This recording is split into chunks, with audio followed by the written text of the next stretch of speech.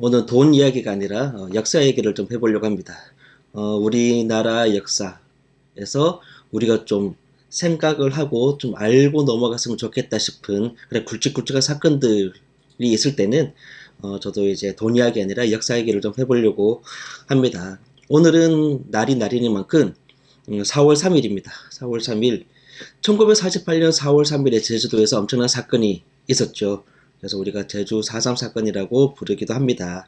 그래서 오늘은 4.3 사건이 어떤 사건인지 좀 간략하게 한번 정리를 해보도록 하겠습니다. 4.3 사건은 1948년 4월 3일에 있었지만 그 시작은 1947년, 1년 전인 1947년 3월 1일로 돌아갑니다.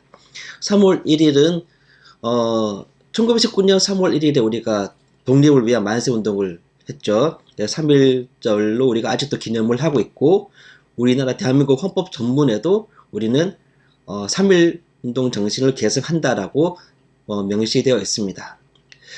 해방이 되고 난 뒤에 1947년에 3.1절에 기념대회를 전국적으로 다 하겠죠. 제주도에서도 3.1절 기념대회를 했습니다. 그리고 역시 평화적으로 가도 시위를 많이 진행을 합니다. 그런데 문제는 이때만 해도 경찰들이 말 타고 다녔습니다. 기마경찰인데요. 근데 말 타고 다니던 경찰이 일부러였는지 아니면 몰랐는지는 모르겠지만 지나가다가 어린 아이를 칩니다. 애가 말에 치였으니까 얼마나 놀랐겠어요. 그 시위대에 있던 수많은 사람들은 놀랐지만 말을 탄 경찰은 그냥 쌩까고 무시하고 그냥 가버립니다. 그 광경을 본 사람들은 얼마나 화가 나겠습니까? 그래서 경찰에게 항의를 하죠. 근데 이때 항의하는 과정에서 이 당시에 제주도가 경제적으로 정치적으로 상당히 좀 힘든 시기였던 것도 있고 해서 사람들의 민심이 폭발합니다. 그래서 일부러 돌을 던지기도 하고 그렇게 되니까 경찰 입장에서는 시민들이 경찰에 대한 도전이라 생각을 해서 무차별로 총을 난사를 합니다. 그래서 그때 6명이나 되는 사람이 죽게 되는 거죠. 그리고 8명이 다치게 되는데 죽은 6명 중에는 15살짜리도 있고 아기를 가슴에 안은 애 엄마도 있었습니다. 이렇게 되니 사람들은 더 열받게 되는 것이죠. 그래서 며칠 뒤에 3월 10일을 기점으로 해서 제주도청을 시작해 모든 관공서부터 해서 은행, 각종 회사, 학교, 또 뭐 운수, 통신까지 제주도의 95%나 되는 직장인들이 파업을 하기로 결의를 했습니다. 이때는 현재 경찰관도 66명이나 파업에 동참을 했고요. 그런데 미군정, 당시 우리는 미군정 신탁 통치를 받고 있었죠. 미군정에서는 반경 진압 방침을 정합니다. 그래서 파업에 동참한 경찰 66명을 전원 해고하고 경찰 인력이 부족하다라는 이상한 생각을 해서 전라도에서 222명, 경기도에서 99명 등 총 321명의 경찰들을 추가로 파견하는데 이때 경찰들을 자기 원래 관할 지역이 아닌 다른 지역으로 보낸다, 응원 보낸다라는 이름으로 해서 응원경찰이라는 이름으로 321명의 경찰이 추가로 제주도에 투입이 됩니다. 그리고 당시 경무부장이었던 지금으로 치면 뭐 경찰청장 정도 될까요? 조병옥 경무부장은 그 제주도를 빨갱이 섬으로 이제 몰아가고요. 미군정 보고서에도 제주도는 이미 70%가 좌익 정당에 동조하거나 가입할 정도로 좌익의 본거지다. 그렇게 기록할 정도로 제주도를 완전히 빨갱이 세력으로 몰아갑니다. 그리고 이때 경찰을 추가로 파견한 것과 더불어 서북청년단도 제주도로 많이 보내게 됩니다. 자, 이제 경찰 추가 파견과 서북청년단에 대해서 조금 이해할 필요가 있는데 당시 미국의 입장에서는 일본을 계속 아꼈습니다. 일본이 2차 대전 전범국임에도 불구하고 그동안 일본을 개항시킨 것도 미국이고 일본을 키워준 것도 미국이고 그렇기 때문에 일본을 다시 말 잘 듣는 동생으로 키우겠다는 그런 생각 있고 그리고 소련이 소련을 중심으로 한 공산주의 세력이 더 퍼지는 것을 막아야겠다. 미국은 그 생각뿐이었죠. 그래서 유럽 쪽에는 독일을, 전범국이었던 독일을 동독과 서독을 쪼개서 동독을 소련에서 관리하고 서독을 미국에서 관리하는 그런 것으로 갔지만, 아시아 쪽에서는 일본을 더 아꼈기 때문에 일본을 쪼개지 않고 우리 한반도를 절반 쪽에서 소련과 미군정이 신타 통치, 절반 38선을 기준으로 나누게 됐죠. 그래서 미국은 한반도에 대해서 크게 관심이 없었기 때문에 한반도를 그냥 공산주의 세력에 먹히지만 않으면 되기 때문에 관리만 편하면 됩니다. 그래서 관리를 편하게 하기 위해서는 일제강점기 때 그때 관리 직책을 맡고 있었던 모든 관리들을 다시 거의 다 등용을 하게 되죠. 그 중에서는 경찰도 그대로 등용을 합니다. 일제시대 때 경찰들이었다면 당연히 친일파였겠고 지금 매국노라고 볼 수가 있겠죠. 그 사람들은 해방 이후에 죽었다라고 생각을 했는데 실제로 북쪽에서는 친일파부터 처단을 했죠. 그래서 남한에서도 그러지 않을까 했지만 미군정은 전혀 반대의 모습을 보였고, 그래서 경찰들 자체가 다 이제 친일파들이 다시 그대로 자리 잡은 그러한 경찰들이 제주도로 더 몰리게 된 것이고, 특히 서북청년단 같은 경우에는 북한에서 친일파를 청산하면서 사실상 쫓겨내려온 친일파 매국노들이 된 거죠. 걔네들이 북한에 있으면 진일들의 매국 행각이 발각되어서 살기 힘들겠다 싶어서 남한으로 도망쳐 왔는데 걔네들을 서북청년단 이름으로, 그래서 크게 차이가 있다면 경찰이라는 신분을 가진 친일파 매국노들은 경찰이고, 경찰이라는 신분을 가지지 않은 조폭 출신의 깡패들로 구성된 애들이 서북청년단이다 생각이 됩니다. 그 사람들을 제주도로 다 투입을 한 거죠. 강경 진압을 하면서 엄청나게 난리를 부립니다. 그래서 1947년 3월 1일 3.1절 기념 대회부터 4.3을 있었던 1943년까지 약 2,500명 정도가 검거되고 구속이 됩니다.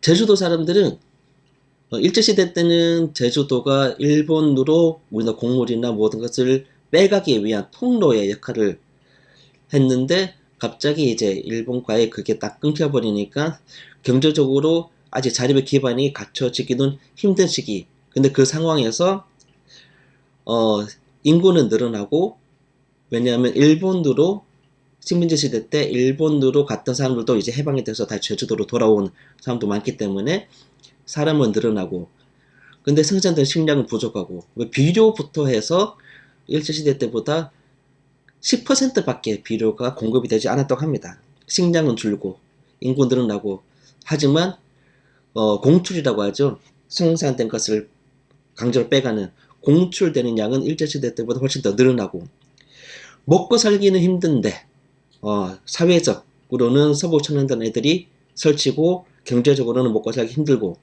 분위기가 이렇게 되면 누구라도 미군정에 대해서 반감을 가지고 또 그러다 보니까 좌익적으로 마음이 좀 더 기울 수밖에 없는 게 당연한 거죠.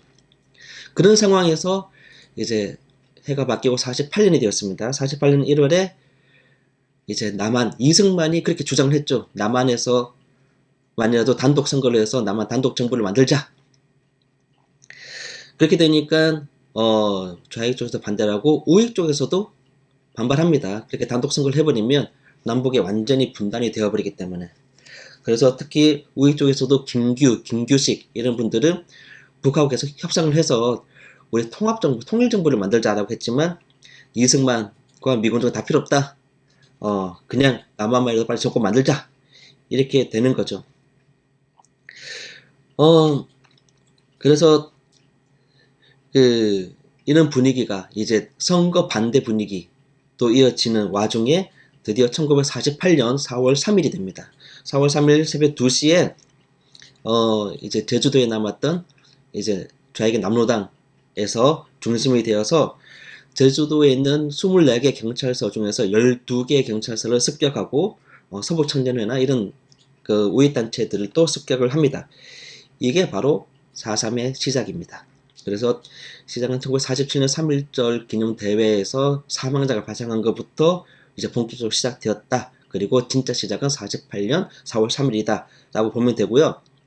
자, 4.3에서 이제 어쨌든 이제 무장 봉기가 일어났기 때문에 미군정은 또다시 강경 진압을 합니다. 또다시 이제 응원 경찰도 더 추가하고 서부 청년단도 더 증원하고, 그런데 그때 진압하라고 보냈던 구연대장 김익렬 중령이라고 있는데, 이분은 그래도 우리 동포를 죽이고 할 수는 없다. 일단 협상을 하자 해서 무장 봉기 때와 협상을 합니다. 그래서 4월 28일에 평화 협상을 하고 무장 해제를 하기로 했지만 5월 1일에 오랄이라는 마을에서 방화 사건이 발생하면서 다시 협상은 결렬되고 둘의 싸움은 다시 시작됩니다. 사실 오라리 마을의 방화 사건은 우익단체가 협상을 깨기 위해서 일부러 벌인 방화 사건이고, 김일령 중령은 이 일로 문책당해서 해임되고 이제 다시 강경파인 박진경 중령으로 교체가 되면서 정말 심하게 진압을 하기 시작합니다.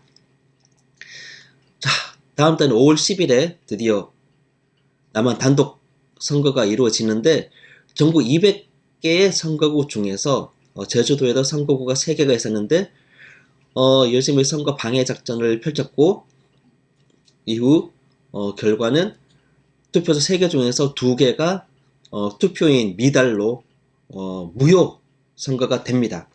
우리나라 선거 역사상 최초이자 처음 유일한 투표인 미달로 선거가 무효가 되는 그런 2개의 선거구가 바로 여기 제주도에서 시작이 되었고, 선거구 2개나 투표가 무효가 되니까 미군정은 더 화가 나서 완전히 강경 진압으로 더 들어갑니다. 대대적인 토벌 작전을 시작을 하고요. 토벌 작전이 시작되고 너무 심해지니까 구연대에 소속되어 있는 병사들도 많이 탈영을 하고, 오히려 탈영해서 무기를 들고 무성대에 들어가기도 합니다. 그리고 결국은 6월 18일에 박진경 연대장도 부하에게 암살당할 정도로 전체적인 분위기 자체는 진압하는 게 문제다라는 그런 분위기 이미 군 내에서도 팽배했던 거죠. 하지만 결국 48년 8월 15일에 대한민국 정부가 수립이 되죠. 초대 대통령으로 이승만이 대통령으로 취임을 하고, 그리고 바로 10월에 다시 제주도 경비사령부를 설치해서 완전히 소탕해라, 토벌해라 라는 명령을 내립니다. 이때 토벌로 가기로 했던 부대가 여수와 순천에 있었던 14연대인데 10월 19일에 거부하죠. 우리 동포를 우리가 해줄 수 없다. 이거를 한때는 여순 반란 사건이라고 불렀는데 지금 그냥 군인들의 봉기 반란이기 때문에 여순 군인 반란 사건 또는 여순 사건 이렇게 부르기도 합니다. 즉 군인들조차도 이미 이거는 말도 안 되는 작전이다라고 다 이해를 한 거죠. 하지만 이승만 정부는 48년 11월 17일에 제주도 전체 계엄령을 선포를 하고, 해안선으로부터 5km 안에 있는 해안선으로부터 5km 안쪽으로 한라산 쪽으로 들어가면 그냥 총살하겠다라고 발표를 합니다.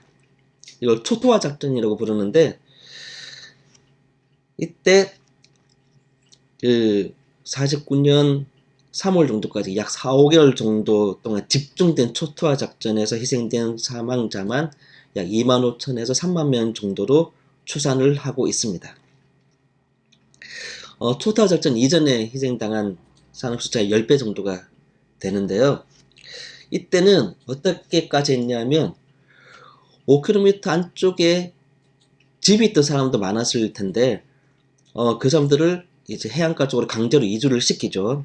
근데 이주시키는데 가족 중에 한 명이라도 없으면 가족 전체 총살, 그리고 연락을 못 받아서 미처 피신을 못했다, 총살. 또 뭐 어르신들 같은 경우는 야 우리 집이 여기 계속 여기 터 잡고 살았는데 갑자기 왜 나가라 그래? 총살. 그런 식으로 그냥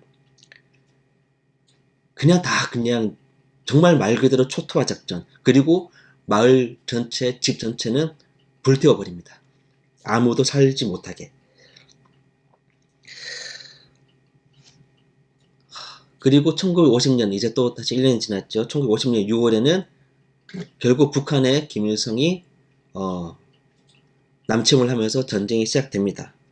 2년이 넘는 전쟁 동안에도 제주도에서는 또 토벌 작전이 계속되었고, 근데 이때 전쟁이 터지고 나니까 이제 그게 더 심해진 거죠. 학살이. 예비 검속이라는 이름으로 니네 북한과 내통했지, 너 북한과 연결이 되었지 라는 추측만 되어도 다 학살을 합니다. 그래서 뭐 보도연맹 가입자도 그렇고 그 산에 입산했던 사람들 가족도 그렇고 얘는 좀 문제가 있을 것 같다라고 추측되는 사람도 그렇고, 그냥 그래서 수감된 사람들 중에서는 육지로 수감된 사람도 많을 텐데, 육지 수감자든 제주 수감자든 3,000명 넘는 사람들을 그냥 즉결 처분으로 사형. 제주도에서 수감되지 않았지만 그냥 예비 검속으로 단속해가지고 잡은 사람 1120명 그냥 바로 총살 안매장. 이 정도가 되니까 사실 제주도는 그냥 초토화된 거죠. 사실 1954년 9월 21일에 한라산을 다시 개방하면서 사실상의 4.3도 이제 좀 종식이 됐는데, 실제로는 1957년 4월 2일에 그 마지막 무상대원인 어원군이 생포되면서 진짜 4.3은 종식되었다고 보고 있습니다. 1948년부터 54년까지 약 7년 정도 이어진 이 제주도 4.3 사건은 그 중간에 있었던 약 2년 남짓된 한국전쟁, 6.25 전쟁이라고 이야기하죠. 한국전쟁 다음으로 인명피해가 아주 극심했던 사건이고요. 4.3위원회가 공식적으로 확정한 희생자 수는 14,532명입니다. 근데 아직 확인 안 된 게 많기 때문에 실제로 희생자는 25,000에서 3만 명 이상이 될 거라고 추측을 하고 있는 건데, 어쨌든 확정한 희생자 수 14,532명 중에서 20살이 안 되는 어린 친구들이 3,361명이나 됩니다. 그 중에서도 10살도 채 안 된 애들이 818명이나 되는 거죠. 이미 확인된 사람들만 이 정도인, 말 그대로 당시 정부가 우리 군인을 동원해서 우리 민간인을 대량 학살한, 정말 있어서는 안 될 사건입니다. 이 일로 제주도 인구의 약 10% 정도가 학살을 당했고, 중산간 마을의 95%가 불타 없어졌습니다. 그러니까 살아도, 그러니까 총에 죽지 않더라도 그래서 살 수가 없는 그런 제주도가 그런 환경이 된 거죠. 그렇기 때문에 우리는 다시는 이런 일이 생기지 않도록 해야 되기 때문에 제주 4.3 사건을 계속 기억을 하고 우리가 어떤 내용인지 알고 있어야 된다고 생각을 합니다. 앞으로도 이제 돈 이야기를 계속 하겠지만, 이런 우리가 잊지 말아야 할 한국사의 굵직굵직한 우리 역사 이야기도 가끔씩 해보도록 하겠습니다.